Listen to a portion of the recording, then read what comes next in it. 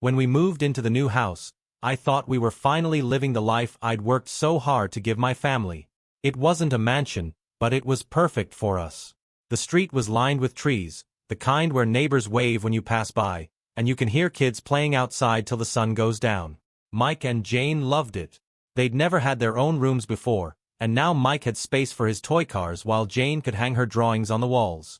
Nora seemed excited too, running around with decorating ideas and talking about the garden she'd always dreamed of planting. I'd just landed a new job, a big step up from my old one. It meant longer hours and more responsibility, but it also meant we could afford this kind of life. I was proud of that.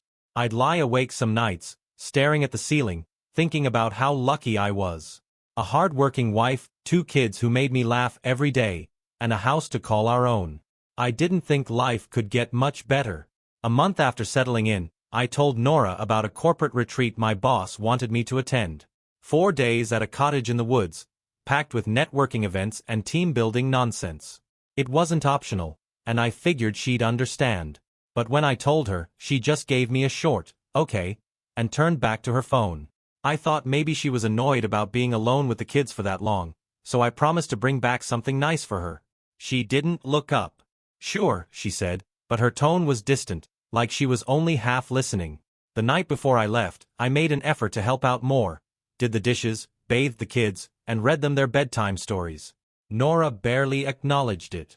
She was scrolling through her phone, texting someone and smiling at the screen. I told myself I was overthinking. Maybe it was her sister or one of her friends. She'd been stressed with the move, so I didn't want to add to it by asking questions. Early the next morning, I packed my bags and kissed the kids goodbye before they woke up. I leaned in to kiss Nora too, but she turned her head, and I ended up pecking her cheek. "Drive safe," she said, barely meeting my eyes. The retreat wasn't as bad as I expected. Sure, there were long meetings and awkward icebreakers, but the change of scenery was nice. On the 3rd day, though, we got word that the event was being cut short. Something about the host needing to leave early. I was relieved.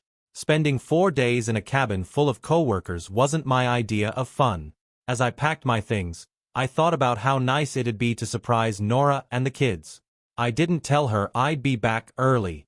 On the way home, I stopped at a little roadside florist and picked up a bouquet of yellow tulips. They were her favorite, and I thought it'd be a sweet gesture after leaving her to manage everything while I was gone. I imagined the look on her face when I walked in the door, a mix of surprise and happiness, maybe even a little guilt for being so cold before I left. The sun was setting by the time I pulled into our driveway. The house looked quiet, and I figured the kids might already be in bed. I grabbed the flowers, took a deep breath, and unlocked the door. It was the shoes in the hallway that stopped me. Men's shoes. Big ones. Definitely not mine. My heart started pounding in my chest. I set the flowers down on the table, suddenly unsure of what to do. I could hear faint voices upstairs, followed by a soft laugh. Her laugh. I don't know what I was expecting when I climbed those stairs. Maybe an explanation that would make it all make sense. But when I opened the bedroom door, the scene in front of me made everything crystal clear. The bedroom door creaked as I pushed it open, and for a second, they didn't notice me standing there. The man was lying on my side of the bed, shirtless, propped up on one elbow like he belonged there. Nora was sitting beside him, wrapped in a blanket, her hair messy in a way I knew wasn't from sleep.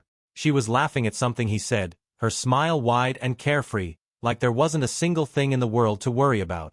When she finally looked up and saw me, her face froze.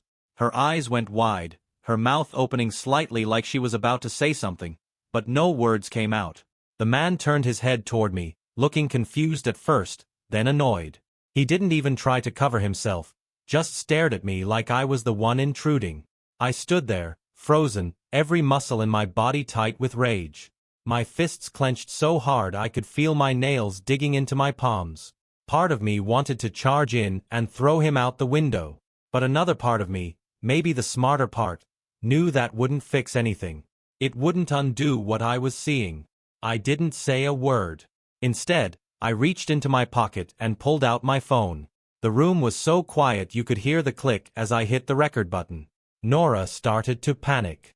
She scrambled off the bed, the blanket slipping to the floor, leaving her standing there in just a tank top and underwear. She begged me to stop, her voice shaky and desperate. She said it wasn't what it looked like, that I didn't understand. But I understood perfectly. The man sat up, finally realizing what was happening. He started yelling at me, calling me names, telling me to leave.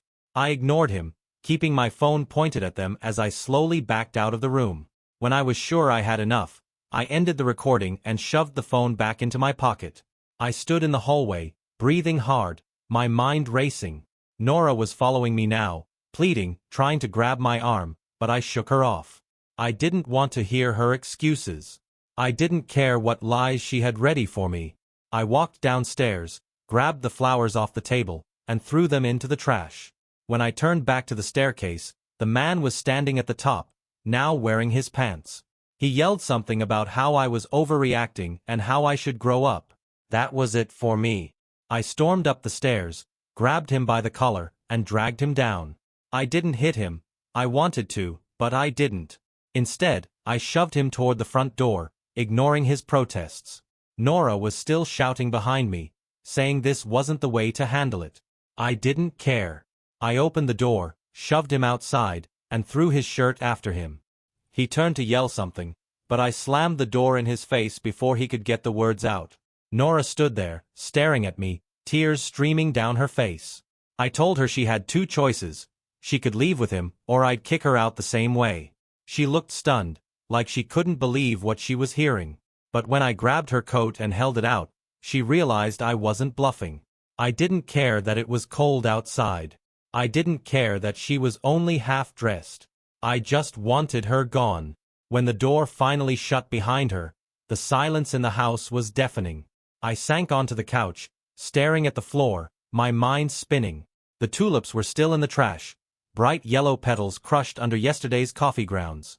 This wasn't the homecoming I'd imagined. The silence that filled the house after Nora left was unbearable. I sat there on the couch, staring at the front door, half expecting her to come running back, pounding and yelling. But she didn't. The weight of what had just happened hit me like a truck.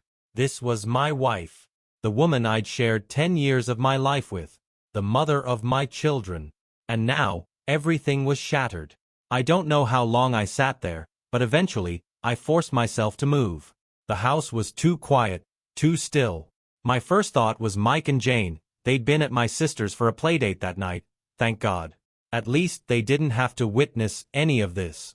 I made a mental note to keep it that way for as long as possible. I grabbed the trash bag with the flowers in it and dragged it outside to the bin.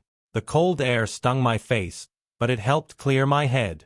I stood there for a moment, looking up at the sky, trying to steady my breathing. What now? I had no plan, no idea where to start. When I went back inside, I noticed something that made my stomach turn. The man's shoes was still in the hallway. For a moment, I considered tossing them into the street, but instead, I picked them up and shoved them into a plastic bag. I didn't want to see them. I didn't want to touch anything that belonged to him. Upstairs, the bedroom felt tainted. The bed was unmade, and the air was heavy with the smell of her perfume, one I'd bought her for our anniversary. It made me sick. I grabbed the sheets and ripped them off the bed, stuffing them into a hamper. Part of me wanted to throw the whole bed out, but I wasn't ready to deal with that yet. Her phone was sitting on the nightstand. I stared at it for a moment, debating whether to pick it up. I didn't want to see any more of her lies, but I knew I'd need it for what came next. I unlocked it easily, she'd never bothered changing her passcode, and started scrolling through her messages. It didn't take long to find what I was looking for. The man's name was Liam. Their texts were endless, going back weeks, maybe months. They weren't shy about it either. Flirty messages, plans to meet up, and even photos. My stomach churned as I read them. This wasn't just some spur-of-the-moment thing. It was calculated, deliberate. She'd been lying to me for months, right to my face, while I worked overtime to pay for this house, for our life together. I took screenshots of everything, every incriminating word, every damning picture. Then I transferred them to my own phone. The video I'd recorded earlier was already backed up in the cloud. I didn't want to leave anything to chance. Once I was done, I put her phone back where I found it. I didn't smash it, though I wanted to. Instead, I left it there like a ticking time bomb. Let her come back and deal with the fallout when she realized the evidence was out of her hands. The rest of the night was a blur. I barely slept, lying awake on the couch, my mind racing. I kept replaying the scene over and over, her laugh, the look on her face when she saw me, the smug way Liam had stared me down. By morning, I had one thing clear in my mind. This wasn't going to end quietly. I wasn't going to let them walk away without consequences. Morning came too quickly, and with it, the harsh reality of what I had to face. I dragged myself off the couch, my back aching from a night of restless tossing. The house was quiet, almost oppressively so. Normally, mornings were full of life. Mike and Jane chasing each other around the kitchen, Nora complaining about how we were running low on coffee. But today, it was just me. I stared at the clock on the microwave, my mind still foggy from lack of sleep. There was no way I could sit in this silence any longer. I needed a plan. I needed to get ahead of whatever Nora might try to do when she came back. Grabbing my laptop, I sat up at the kitchen table and started making a list. The first thing I did was research divorce attorneys. I'd never thought I'd need one, but now it was non-negotiable. I found a firm in town that specialized in family law and sent an email to schedule a consultation. Every click of the keyboard felt like another nail in the coffin of my marriage.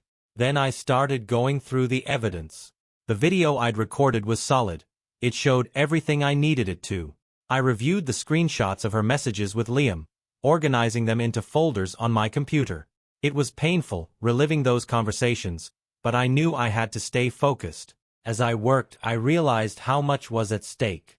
It wasn't just about ending the marriage. It was about protecting Mike and Jane. I knew Nora would try to spin the story, maybe even use the kids as leverage. I couldn't let that happen. By mid-morning, I called my sister, Sarah. She'd been watching the kids overnight and was expecting me to pick them up.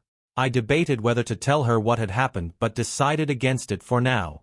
The last thing I wanted was for the kids to hear whispers or pick up on tension. When I arrived at Sarah's house, Mike and Jane ran to greet me, their smiles lighting up the room.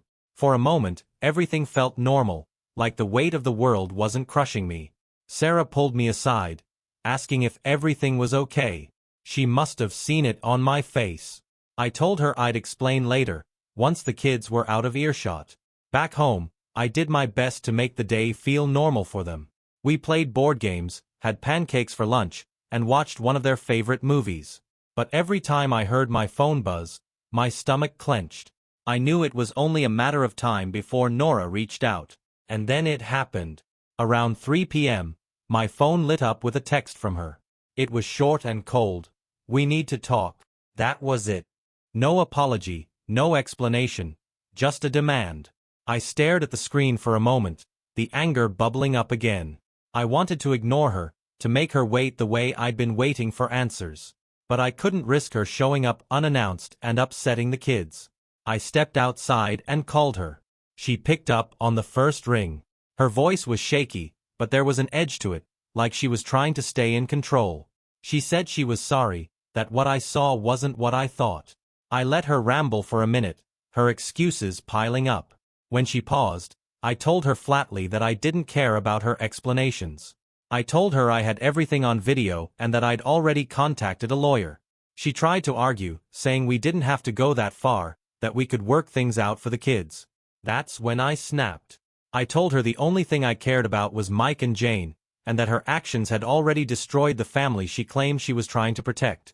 She started crying, saying she'd made a mistake and that she'd do whatever it took to fix things. I didn't believe her. I ended the call by telling her to stay away until we had everything sorted.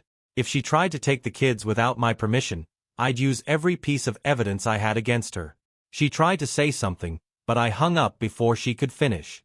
When I went back inside, Mike and Jane were at the table, drawing pictures of the pancakes we'd made. I sat down with them, trying to push the conversation with Nora out of my head. For now, my focus had to be on them. They didn't need to know what was happening. Not yet. But deep down, I knew the storm was just getting started. The next morning, the doorbell rang earlier than I expected. I knew it was Nora before I even opened it.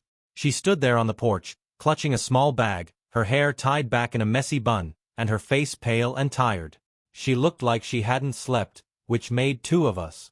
I opened the door but didn't step aside to let her in. She asked if we could talk, her voice quieter than usual, almost timid. For a split second, I felt a pang of sympathy, but then I remembered why we were here. Without a word, I glanced over my shoulder to where Mike and Jane were sitting on the floor, building a Lego tower.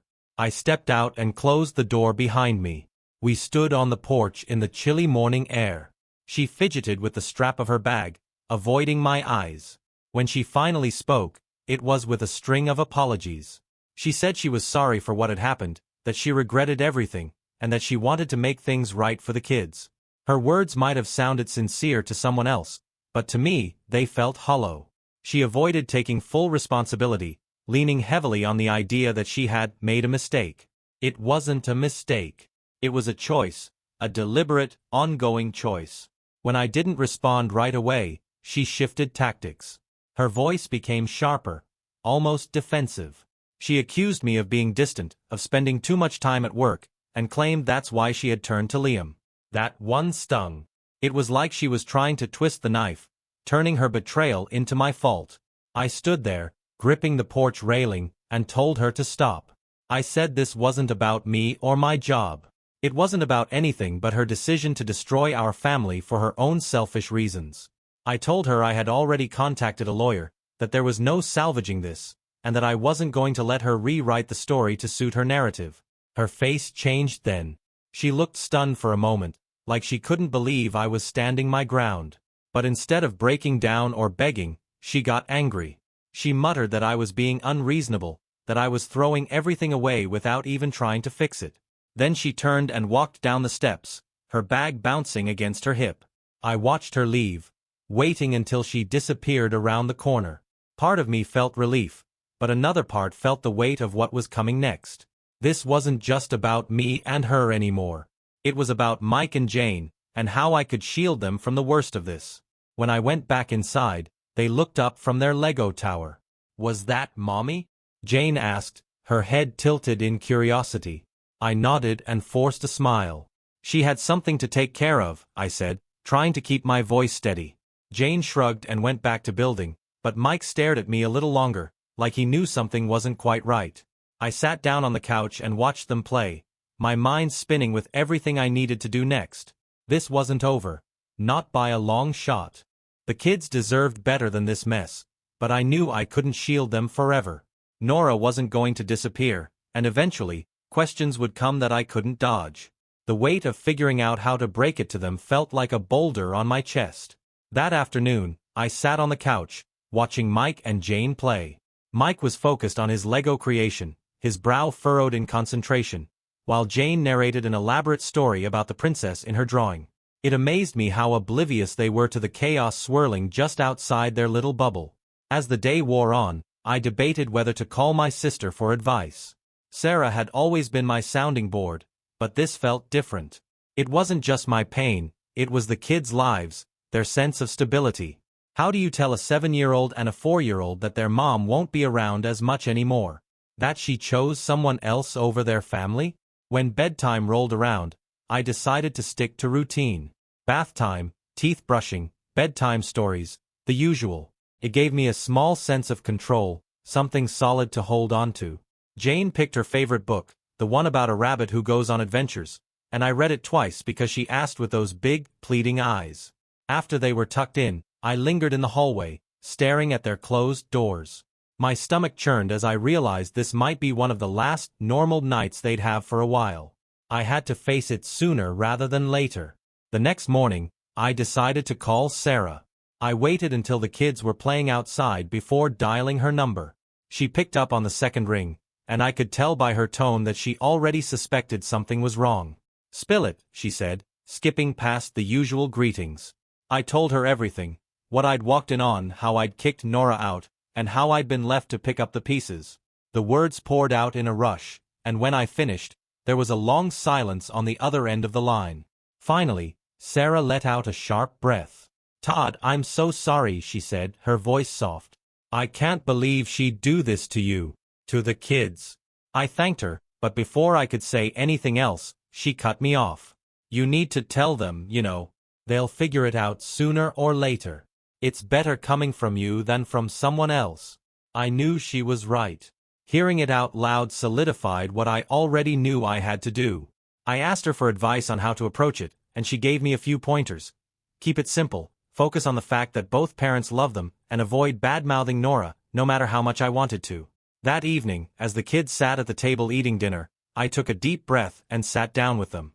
My heart pounded in my chest, but I kept my voice calm. Hey guys, I started, forcing a small smile. I need to talk to you about something important. Mike looked up from his plate, his expression curious but cautious, while Jane kept chewing, oblivious. I took another deep breath and continued. Mommy and we've decided that we're going to live in separate houses for a little while, I said. You'll still see both of us, and we both love you very much. Nothing about that will ever change. Mike's fork clattered against his plate. Why? He asked, his voice small. Jane looked up then, her eyes darting between me and her brother. Is Mommy mad at you? The lump in my throat made it hard to speak. No, I said quickly. Sometimes grown-ups make decisions that are hard to explain. But I promise, no matter what, we're still a family. We'll always be a family.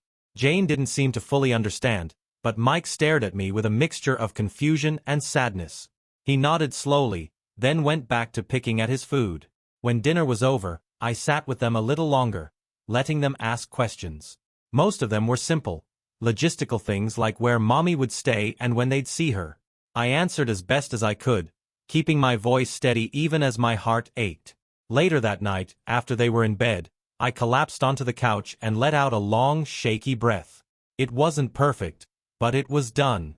The hardest conversation of my life, and somehow, I'd gotten through it. Now, it was time to move forward. A few weeks later, the legal battles began in earnest. The divorce papers had been filed, and I was in constant contact with my lawyer. Every step felt like a marathon, but I was determined to fight for what mattered most, keeping Mike and Jane with me. The court hearings were tense and draining. Nora tried to argue that she should have primary custody, claiming that she'd always been the one to care for the kids while I worked. I expected this tactic and had prepared for it. My lawyer presented evidence showing how involved I'd been in their lives, from school pickups to bedtime routines, and emphasized the stability I could provide.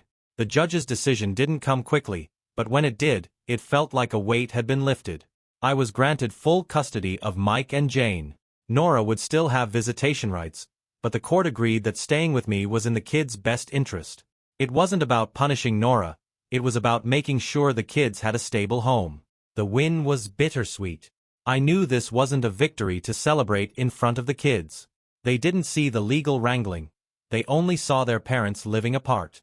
But deep down, I felt relief knowing they'd have consistency and security with me. The other battle I fought was against Liam, Nora's so-called mistake. I hadn't planned on pursuing him initially, but the more I thought about it, the more I realized he shouldn't just walk away unscathed. With the video I had, as well as messages that clearly showed their affair had been ongoing for months, I filed a lawsuit for alienation of affection and emotional distress. My lawyer assured me it was a long shot, but I was willing to try. Liam's arrogance showed in the early stages of the case. He acted like it was all a joke, probably assuming I was bluffing. But when the evidence was presented in court, the video, the messages, the timeline of events, it was clear he couldn't wiggle his way out of this. The judge ruled in my favor. Liam was ordered to pay $50,000 in damages for the harm he'd caused. The money wasn't what mattered to me, it would go straight into savings for Mike and Jane's future. What mattered was that he faced consequences for his actions. When the ruling came down, Nora didn't even show up to court.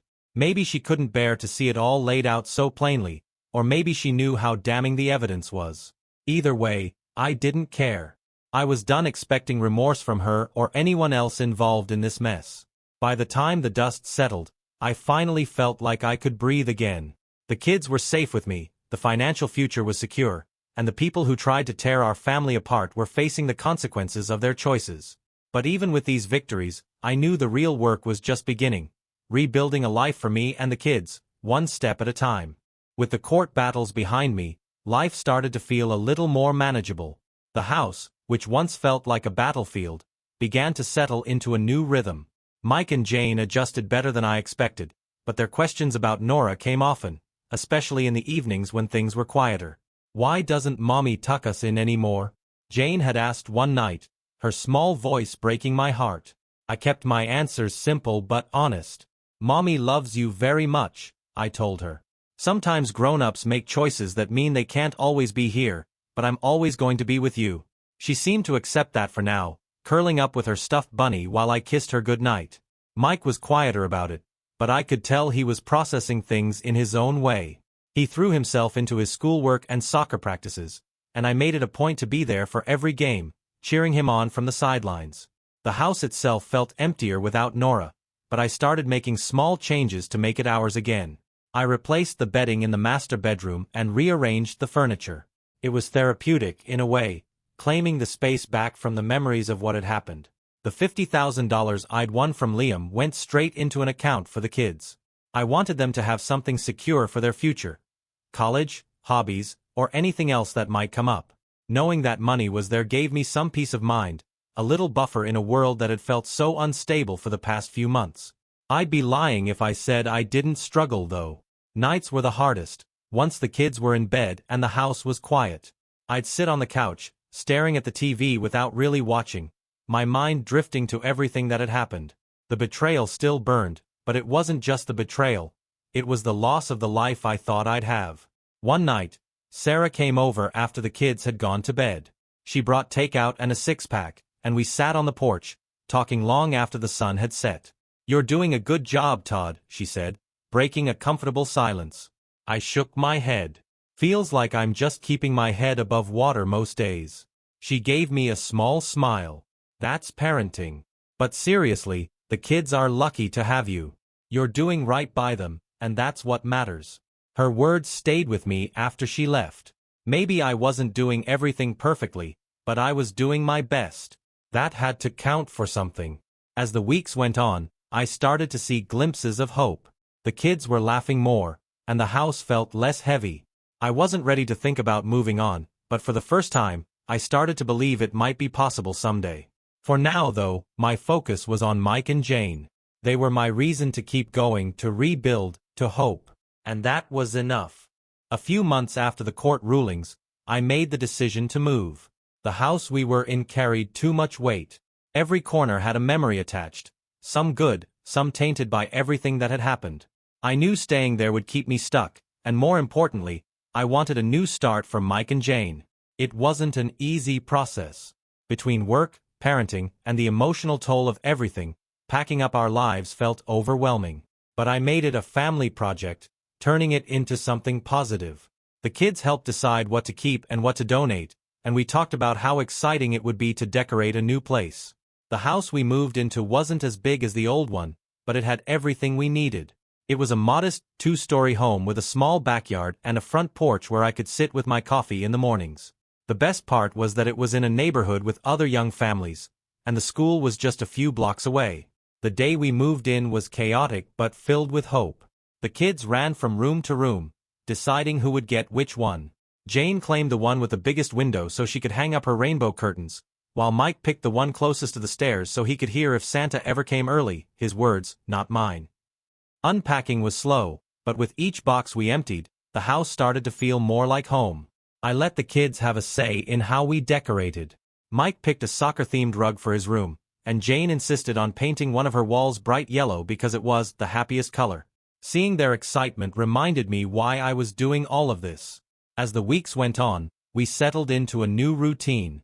The mornings were filled with school drop-offs and work, and the evenings were spent cooking dinner together, something we'd started as a way to bond. It wasn't always smooth. Sometimes Jane would argue over what we were making, or Mike would get distracted by his video games, but it felt like we were creating something stable. One evening, after dinner, we sat on the couch together watching a movie.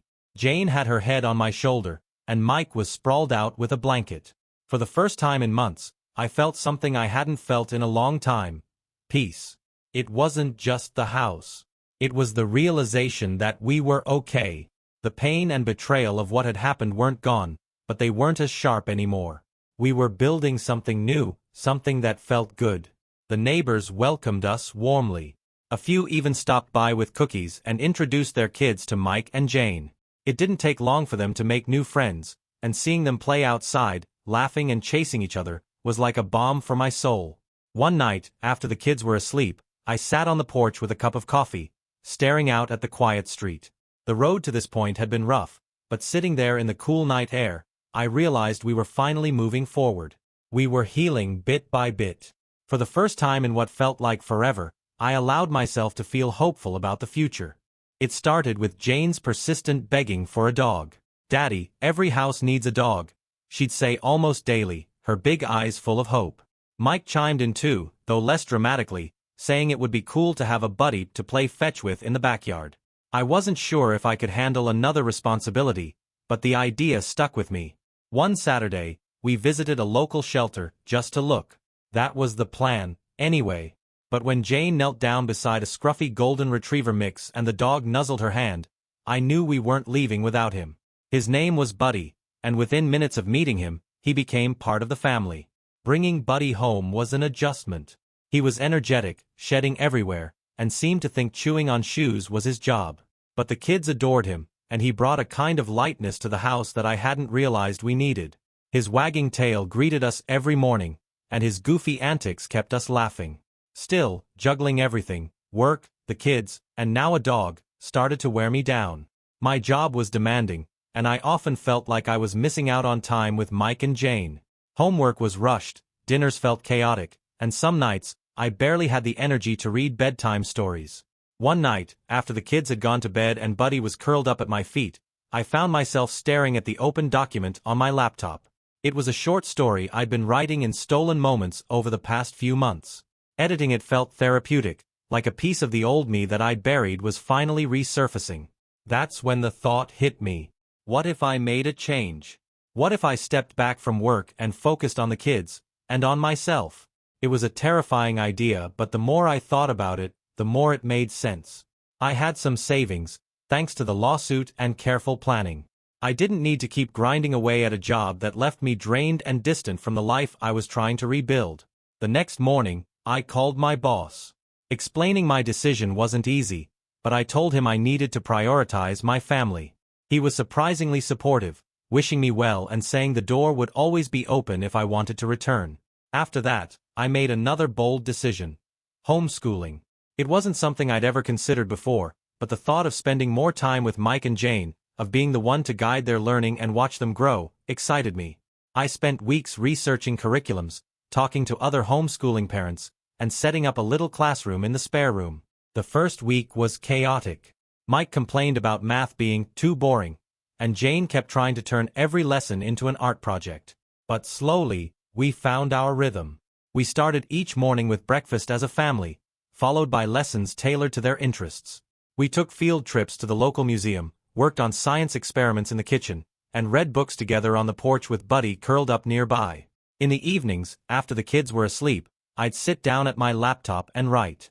It wasn't much at first, a few paragraphs here, an edited page there, but it felt like I was rediscovering a part of myself I thought I'd lost. The change wasn't easy. There were days when I questioned my decisions, days when the house felt too small and the responsibilities too overwhelming.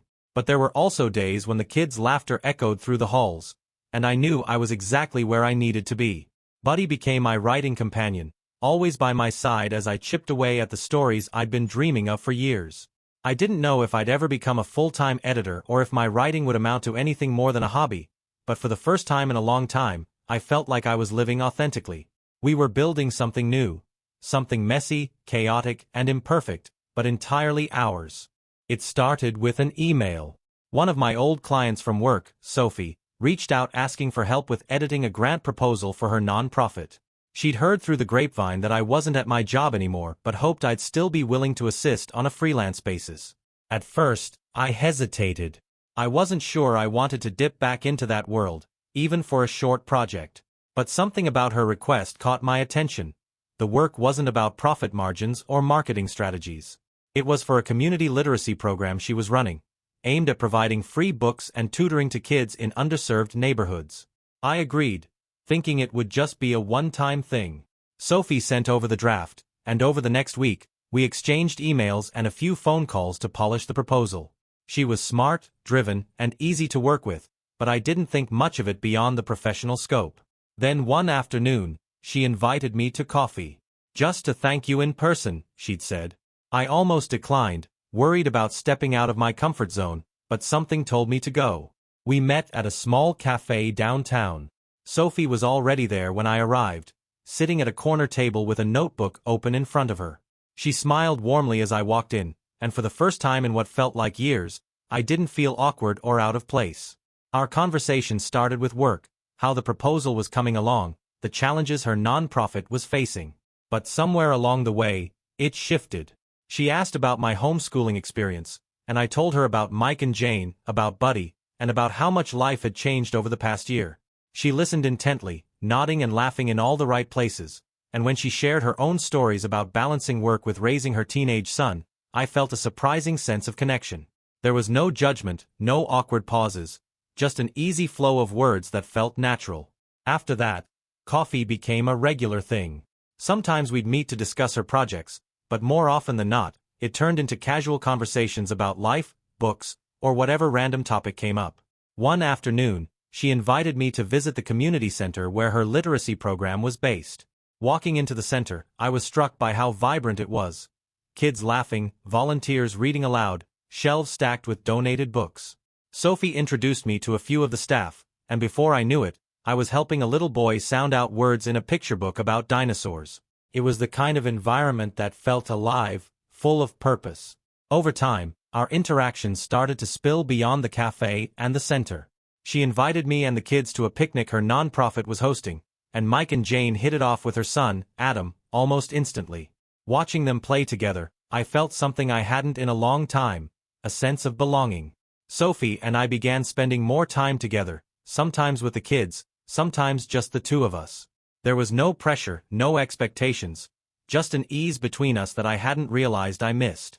One evening, after a day at the community center, she asked me to stay for dinner. It was a simple meal, pasta and salad, but it felt special.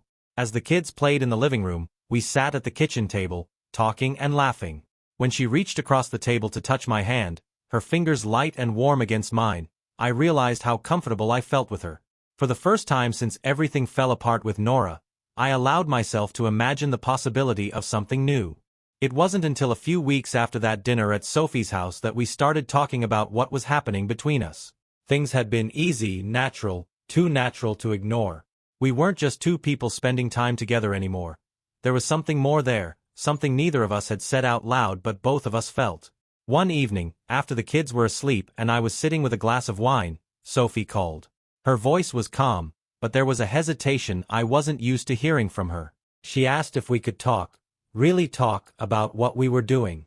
The next night, after dropping the kids off at Sarah's, I met Sophie at her house.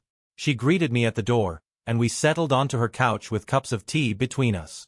For a while, we danced around the topic, chatting about work, the kids, and everything else. Finally, she set her tea down and looked at me, her expression serious but kind. "We should figure out what this is," she said, her voice steady but soft. "I know we've both been through a lot, but I care about you, Todd. A lot." Hearing those words made something inside me relax. I admitted that I cared about her too, that I hadn't expected to feel this way about anyone again, but that I was glad I did. I told her how much I appreciated her kindness, her patience, not just with me, but with Mike and Jane, who had already grown fond of her. That's when she opened up about something I hadn't known. Sophie told me she'd struggled with infertility for years. She had tried everything, treatments, surgeries, even fostering for a time, but she'd come to terms with the fact that having biological children wasn't in the cards for her. "I won't lie," she said, her hands clasped tightly together. "It was one of the hardest things I've ever faced. But seeing you with Mike and Jane, it doesn't bother me that you have kids. In fact, it's one of the things I admire about you. The way you're raising them, how much they clearly mean to you. It makes me realize how much I want to be part of your lives." Her words hit me harder than I expected. I hadn't thought much about how my situation might look to someone else. Being a single dad with 2 kids wasn't exactly a selling point in the dating world. But Sophie didn't see it as baggage. She saw it as part of who I was, and she embraced it. That night, we decided to take the leap. We'd start dating. Officially.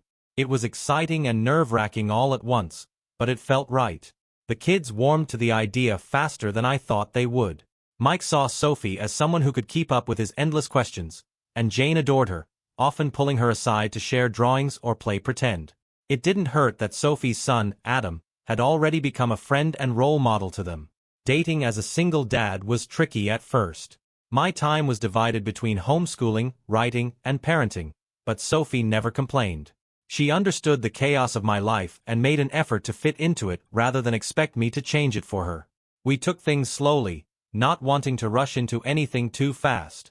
But with every picnic, every movie night, and every quiet moment together, it became clear that this was something real. Sophie didn't just care about me, she cared about my kids too. For the first time in years, I felt like life wasn't just about surviving. It was about building something new, something good. A year after Sophie and I decided to take the leap, we stood together in a small, sunlit garden, surrounded by the people who mattered most. Mike and Jane were in matching outfits. Mike in a little suit, looking proud as he held the rings, and Jane twirling in her flower girl dress, giggling as she tossed petals onto the grass. Adam stood nearby, grinning as he snapped pictures on his phone. The ceremony was simple and intimate, just the way we wanted it. Sophie looked radiant in her ivory dress, her smile steady and reassuring as she said her vows. When it was my turn, I struggled to keep my voice even. Looking into her eyes, I spoke not just about my love for her, but my gratitude, for her kindness, her patience, and the way she had embraced not just me, but Mike and Jane. When we exchanged rings, Jane gave an excited little cheer, earning a round of laughter from everyone. By the time we kissed, I wasn't just filled with joy, I was filled with peace. The reception was held at our house, which felt like the perfect way to celebrate the new life we were building together. The backyard was strung with lights, tables decorated with wildflowers and mason jars. Mike and Jane helped me hang a homemade banner that read "Welcome to our family" in bright, bold letters. Throughout the evening, I couldn't stop marveling at how much our lives had changed. Sophie had stepped into our world so effortlessly, bringing warmth and light with her. Mike had started calling her Mom Sophie months ago, and Jane followed not long after. They adored her, not because she replaced their mom, but because she'd earned their love in her own unique way. Mom Sophie makes the best hot chocolate, Jane would often tell me with a grin. Or, Dad, did you know Mom Sophie can draw dinosaurs? Like, really good ones, from Mike. It was clear she wasn't just part of their lives, she was part of their hearts. Our home became a place of laughter and love, the kind I hadn't thought was possible after everything we'd been through. Sophie brought a calmness to the chaos, a steady hand that balanced out my occasional doubts and struggles. Together, we built routines that worked for all of us. Homeschooling became a family effort. Sophie, with her background in non-profit work, brought creative ideas to lessons, from art projects to storytelling sessions. Adam, now in high school, often helped Mike with science experiments or taught Jane how to kick a soccer ball properly. Buddy, our ever-faithful dog, was always nearby, wagging his tail and chasing after the kids whenever they spilled out into the backyard. Evenings were my favorite. After dinner, we'd all gather in the living room for board games, movie nights, or simply talking about our day. The sound of the kids' laughter, the sight of Sophie leaning into me as Buddy curled up at our feet, it was a kind of happiness I hadn't dared to dream of. Of course, life wasn't perfect. There were still challenges. Parenting squabbles, busy schedules, moments of exhaustion. But they were manageable, and they didn't overshadow the love that filled our home. On our first anniversary, as the kids slept and the house grew quiet, Sophie and I sat on the porch, holding hands. "We did it," she said softly, a smile playing on her lips. I squeezed her hand, my heart full. "Yeah, we did." Looking at her, I realized how far we'd come, not just me, but all of us. What had started as a fractured family had grown into something strong and beautiful. We weren't just surviving anymore. We were thriving. And for the first time in years, I could say with certainty, life was good.